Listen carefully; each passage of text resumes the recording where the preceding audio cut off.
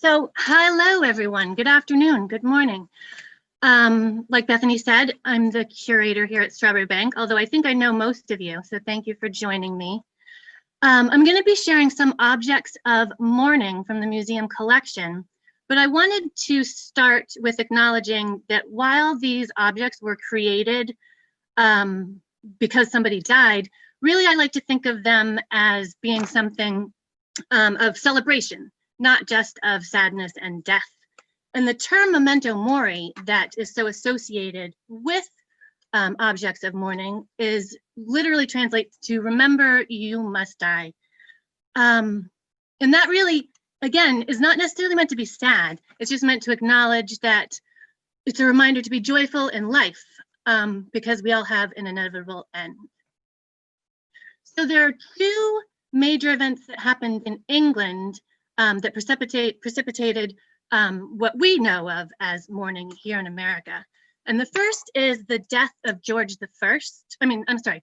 I, who was executed by the English government. And though he wasn't very popular in life, he became very popular in death. And these little objects were made and worn by his past subjects, or the subjects that were still alive, I should say. And they were worn in hiding until the ascension of his brother Charles II in 1660. And of course, the greatest mourner of all, Queen Victoria, who mourned her husband for 40 years. Prince Albert died in 1861, and she continued to mourn him until her own death in 1901. Some memorable memorials to him are the Victoria and Albert Museum, the Royal Albert Hall, and of course the Frogmore Estate, where the two are buried. And the period of mourning in the Victorian era is familiar to us as Americans for sure, and created all different ways of memorializing people, including hair memorials, post-mortem photography, which I chose not to include, but you could easily find images on the internet if you so choose. And of course, various extensions and phases of mourning. Victoria chose to remain in Black for literally the rest of her life, but some of her children eventually wore purple, or the young ones even white. But of course, the reason for us getting together today is to look at our own collection. Some of you might recognize this as the portal to the Strawbery Banke collection, where you can go to our website and search the collection for items you might be interested in learning about. And we're going to begin Strawbery Banke's collection with acknowledging George Washington's memorial. He died in 1799, and upon his death, really, America mourned this president. And you can see I've written here, rings, needlework, medals, ceramics, handkerchiefs were all created in his image, and with pieces of his hair, pieces of Martha's hair, and hundreds of objects were created, and dozens of museums still have them in their collection. And we still memorialize Washington every year. We call it President's Day, but President's Day is in fact Washington's birthday. This is actually Alex, this photograph. Thank you, Alex. This is Strawbery Banke's Washington Memorial. It includes the hair of both George and Martha, and it was worked by a young woman named Mary Lear Storer, who was the niece of Tobias Lear. And many of you might know that Tobias Lear was Washington's personal secretary for many years, was at his side when the president died, and lived here, grew up here in Portsmouth. And so Washington visited Mrs. Lear and Ms. Storer in 1789 when he did his northern tour. And we know that Martha herself sent Mrs. Lear at that time both pieces of her own hair and of Washington's hair. And you can see in this letter here, I with much pleasure send to you the hair you so obligingly desired. And this is what it actually says. This is worked with our illustrious and beloved George Washington's hair, which covered his exalted head, but now enrolled among the dead, yet wears a crown above the fires and realms of bills which never dies. This is worked with Lady Martha Washington's hair, relict of our beloved general. I pray her honored head may long survive the dead, and when she doth her breath resign, may she in heaven her consort join. So you can see there's kind of two sections to this memorial. The first bit being George's hair, and the second bit being Lady Washington, or just Martha Washington's hair. And at the very bottom, Ms. Storer has included that this hair was sent to Mrs. Lear by her good friend, Lady Washington. Now, this is a mourning ring. This ring was created in 1786 to commemorate, I'm going to butcher this poor man's name, Misach Ware.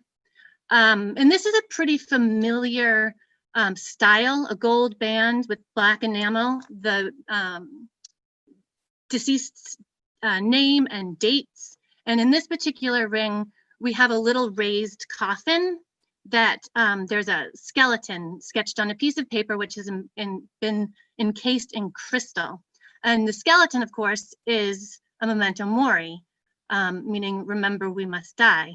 So the wearer of this ring gets to remember her or his loved one, while also remembering that they too must die, and so therefore to celebrate life. This again is not meant to be just about grief and sadness, but also celebration. And here is a detail of that ring. It's quite an extraordinary piece in our collection, based on its age, based on its connection to the state of New Hampshire, and it was purchased for us by our friend and neighbor Hollis Broderick. Now, Ware is known as the father of New Hampshire. He was very involved in the Revolution, although I've been doing some reading about him, and I don't think that came by him naturally. I think he wanted to be a farmer and lead a quiet life, but he was really compelled into this life of service.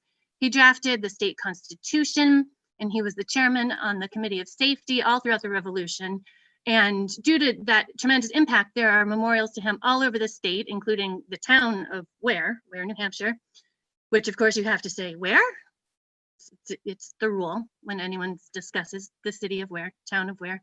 And then this memorial to him in his hometown of Hampton Falls. This is another mourning ring. I'm looking for her dates.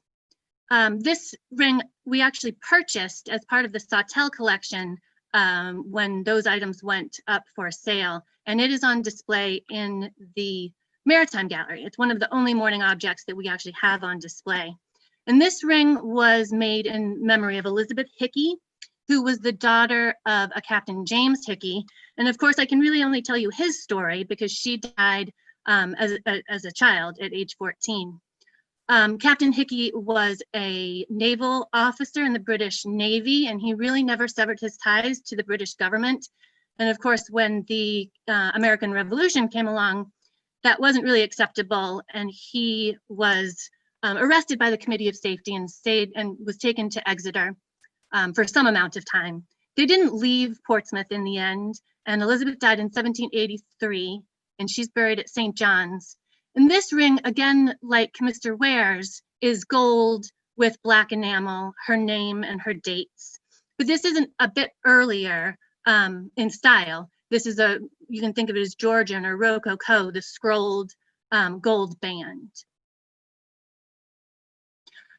I did note that this ring is very large. I purchased this ring myself, so I'm quite familiar with it. And it certainly wouldn't fit on any of my fingers. And it makes me think that it was made for a man because of its size.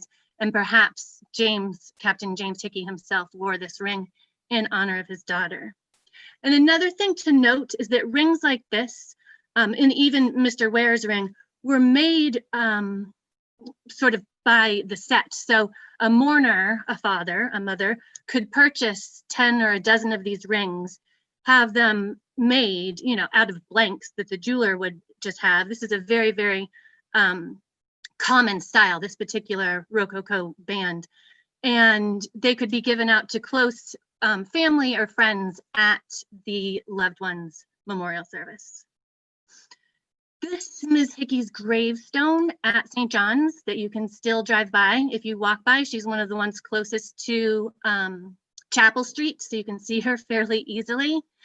And I was interested to learn that the text on her gravestone was used by Evan Chambers to create a song called The Old Burying Ground, which St. John's is certainly an old burying ground, and it was recorded by the University of Michigan's Symphony Orchestra. And you can read what it says on her gravestone. Relentless death, why pluck the tender bud ere nature quite has opened to its prime the lovely maid? Spectators, see the lot of all, be wise in time, eternity is near. Which is sort of echoing, remember, we must die. This is a memorial to Jeremiah Hill, who some of you might know built the Wendell House. This is silk. This is a piece of silk that has been painted. And now we're sort of creeping into the more Regency or federal period. And the symbols of mourning that we see here, you'll see on mourning pieces throughout this period. The weeping willow tree, the grieving widow with her head to her hand and sort of bending over the tomb, the urn, which people weren't really being cremated then. So, you know, an urn is just a symbol from the federal period. It was pleasing to the eye, and it's certainly been incorporated into pieces of mourning. And of course, Mrs. Hill is wearing her black dress. And this object was a gift from Ron Bourgeot, and this came out of basically doing the Wendell exhibit last year, whenever we did the Wendell exhibit. What is time? So this is Mr. Hill's memorial, and here's a close-up where you can see all of those federal symbols pretty well. And she must have liked him because she really is grieving. She's got a handkerchief and everything. And his death must have been, well, it's sudden. So on his tombstone, which you can visit at the North Cemetery, his tombstone echoes the weeping willow, the urn, and it says, sacred to the memory of Jeremiah Hill, Esquire, who by a sudden death was summoned to the world of spirits in 1800 when he was 48 years old. And at the very, very bottom, it says, surviving friends, the solemn summons here, prepare to follow him in life so dear. So again, that memento mori, remember, we almost die. This pendant locket was made for Lydia Shapley, who was married to Reuben Shapley, who you may know of at least. And again, it has the familiar weeping willow and the urn and the grieving loved ones. This isn't documented anywhere, but I believe these grievers to be Reuben Shapley himself, and then their daughter Nancy, again with the posture of the hand to the head, leaning over the epitaph to their loved one. And in this locket, we have the federal imagery, the Regency imagery, and if you turn the locket over, you can see that there has been some of Lydia's hair encapsulated into the locket itself. So you could wear this as a pendant, as a necklace, or even make it into a brooch. And you could have the imagery of yourself, basically, you're creating a mourning item for yourself to wear, but then take a little piece of Lydia with you as her hair is in the back. And unfortunately, Nancy died 2 years after her mother, still as a young woman. She never married, she never left the family home. And she joined her mom, Lydia, in the family tomb, which is also at St. John's Churchyard. And just an aside, because the name Reuben Shapley is so familiar to us all, as Strawbery Banke owns the Reuben Shapley house, Shapley, which I just assumed lived in this house with his family, actually built it as an investment property in 1816, which I thought was interesting because obviously that's just 3 years after that Great Fire of 1813 that came up to basically where they built this house. But it remains, so I guess they did okay. Here's a Habs photo, the black and white, and of course what it looks like today. And then we get into the Victorian period. When we leave the federal period within the Strawbery Banke collection, we start to lose the stories that go with the objects. But I still wanted to show some to you. the Victorians, they did wear, although their mourning was more severe than really any other period within this Anglo-American time period that I'm focused on, but they did allow themselves to wear some jewelry. So here are two pieces that are made of French jet, which is basically glass. It's shiny glass. One is just a simple cross. You can see that we've left David Murray photography, and these are my own iPhone photographs, so the detail is not quite as clear. But then we have this brooch, which also still has the French jet, but also has enclosed some of a loved one's hair.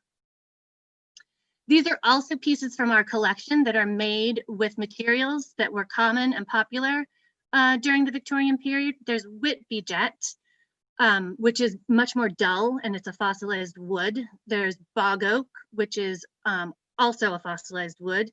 And there's onyx. And then other items that I couldn't identify having been in our collection. Vulcanite, which is a hard rubber, and gutta percha, which is a softer, more soft rubber-like resin. Now, this is a book of patterns because, of course, you know, if you think about mourning jewelry, perhaps your first, out of the federal period, perhaps the thing that you focus on first is hair, hair jewelry. And the market was so strong that all these pattern books were created.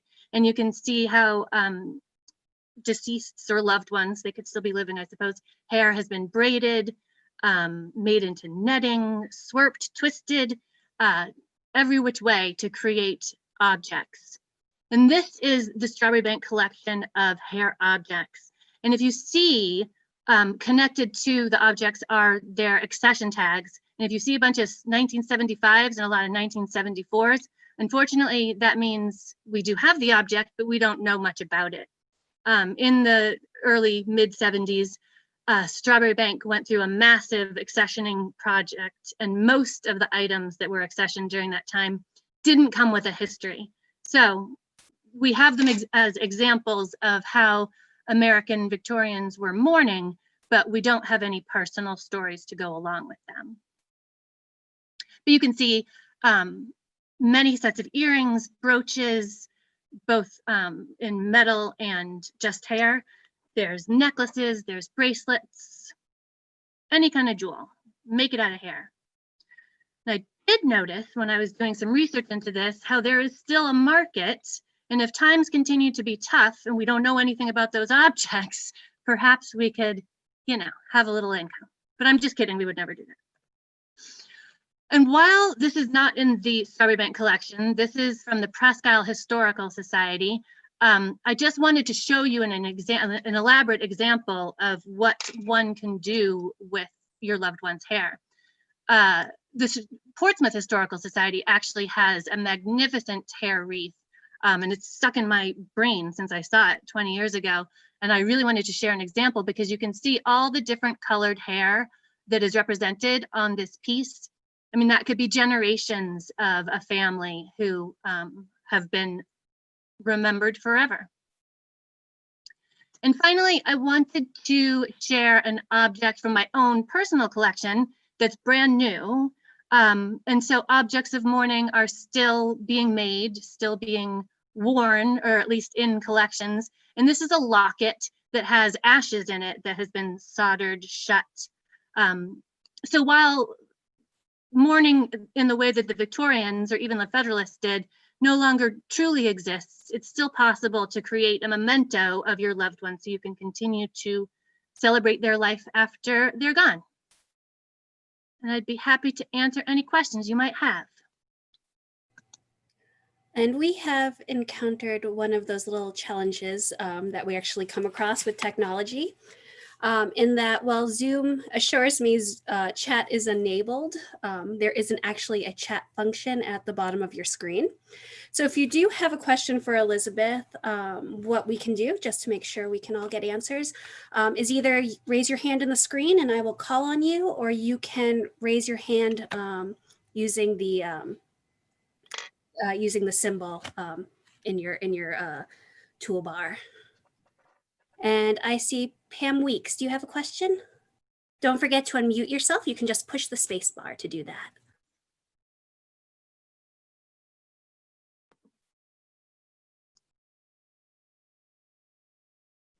There we go. Hi, Pam. Hi, I'm curious what the ground fabric is for the Washington Hair Memorial embroidery. It's a piece of black silk. Really? Oh, stop it. Sorry, we're in the library at work. No, not at all.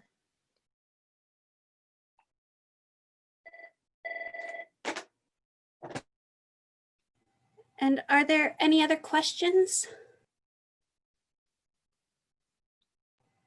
Nancy. I don't have a question, but since Elizabeth shared something from her family, from her personal collection, I thought I'd share one of mine. This is kind of hard to see, unfortunately, but this is a family heirloom, and it's a, how do you pronounce it? Is it daguerreotype, Elizabeth? You're gonna You make me know- not be able to see it. A daguerreotype. Daguerreotype. So Daguerreotype. it's hard because I didn't know exactly who this person was. My grandmother gave it to my mother and my mother gave it to me. And I looked online. It is a picture of Governor McNair of Missouri, who is the first governor of Missouri. He is my great-great-grandfather. And this is a mourning brooch. He died in 1826. And That's beautiful. yeah, and in the back there's hair. What's the metal? Can you tell? Well, I'm not quite sure. It could be brass. I'm not quite sure. Some of it is engraved, but not all of the scroll work is engraved. So sometime, Elizabeth, I'll bring it so you can see it. Okay. But the sad part about it is it's fading, so that the image is growing smaller from the outside in. Yeah, you want to keep that in a tight, dark box as often as possible. Yeah, I normally do, but it's not. It's just in a jewelry box, in cotton. I don't know if it's tight enough, but yeah. And I didn't know who it was for a really long time, but I started doing some family work, and all of a sudden this picture popped up, and I said, "Oh my goodness, I think that's my great-great-grandfather." So Wow. that was kind of a neat thing to find out this year. That's cool. Yeah, it is. And it is a battle to keep a daguerreotype from fading. They really want to fade. Yeah, and I don't know how to keep it from doing that, but I will try my best to keep it dark and cold and covered. Yeah. So thanks for letting me share. And Maddie.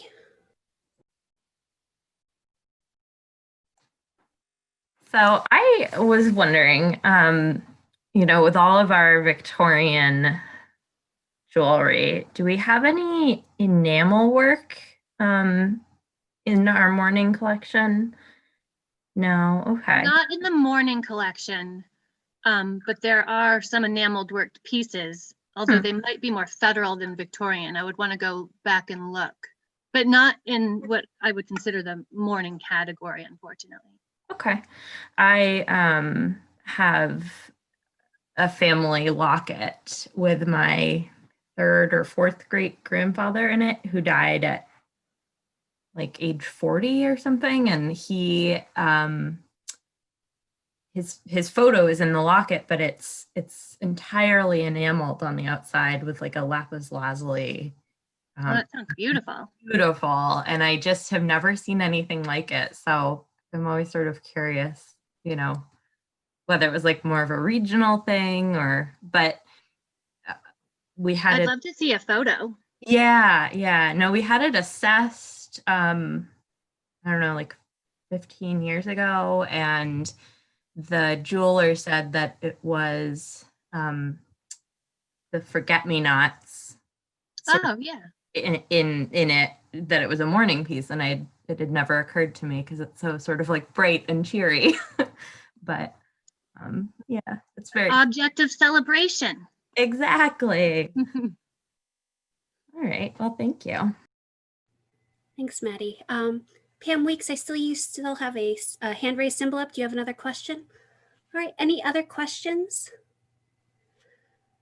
Elizabeth, I was wondering, you showed us a lot of pictures, and I was wondering if you could talk a little bit about the symbols of mourning that we saw in some of these objects.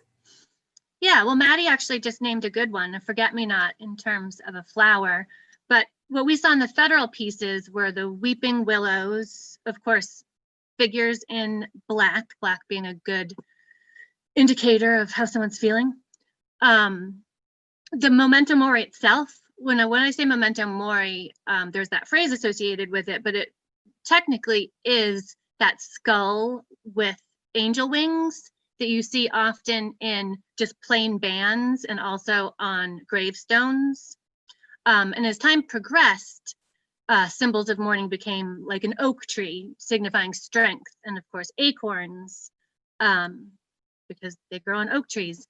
And reaching way back in Shakespeare, Ophelia says to Hamlet, "Rosemary is for remembrance," and gives him rosemary, and that was meant to symbolize mourning or grief, because that family was certainly having a bit of a hard time at that moment in that play. And then pomegranates are actually a symbol of mourning as well, based on that biblical tale about Persephone, being let out of hell for many months out of the year, but she had to go back to hell, meaning winter, because she ate one pomegranate seed. And so the devil made her go back to be with him for the winter months. But don't tell that to the skiers, because they like winter. So those are some symbols of mourning. Thank you. Any last questions? All right, I wanted to thank everyone for joining us and to remind you that our next chat will be on Wednesday, February 3rd with Rodney Rowland, and that will be from 12 to 1 p.m. And I hope you all have a great day. Thanks for coming. Thanks, Bethany.